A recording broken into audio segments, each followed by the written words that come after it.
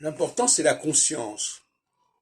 Par exemple, si j'ajoute un objet, je mets un objet sur une table, je sais que j'ai mis cet objet sur la table. Je ne crois pas que cet objet fasse partie de la table. Eh bien, la différence entre la conscience de l'emprunt dans la langue française et la conscience de l'emprunt dans la langue anglaise, elle est là.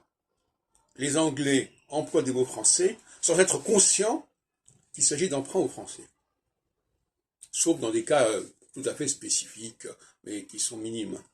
Alors que le français, quand il emploie un mot anglais, est parfaitement conscient qu'il emploie un mot anglais, qu'il emploie un mot étranger.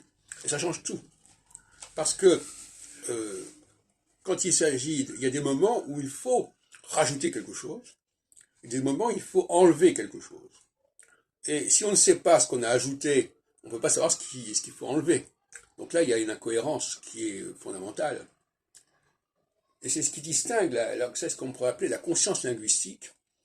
Et si on n'a pas la conscience linguistique, on n'a pas la conscience de l'ajout, eh bien, dans d'autres domaines, on peut aussi ne pas avoir conscience de ce qui a été rajouté à la structure basique et ce qui doit être enlevé le cas échéant.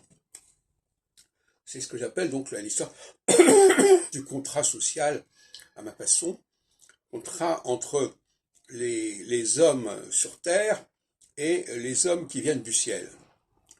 Et il y a un arrangement qu'on trouve d'ailleurs dans la mythologie entre Cérès et Pluton, où on divise le temps en deux. 7 années au ciel, 7 années sur Terre. Et c'est ça. Et le véritable enjeu de toutes les alternances qu'on voit dans les constitutions, voilà, tant d'années, quinquennat, septennat, etc.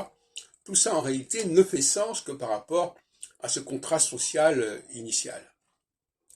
Et c'est pour ça que j'attache beaucoup d'importance au droit constitutionnel, non pas que ces propositions soient valables en soi, mais elles reflètent et elles renvoient à un ordre fondamental qu'il faut connaître.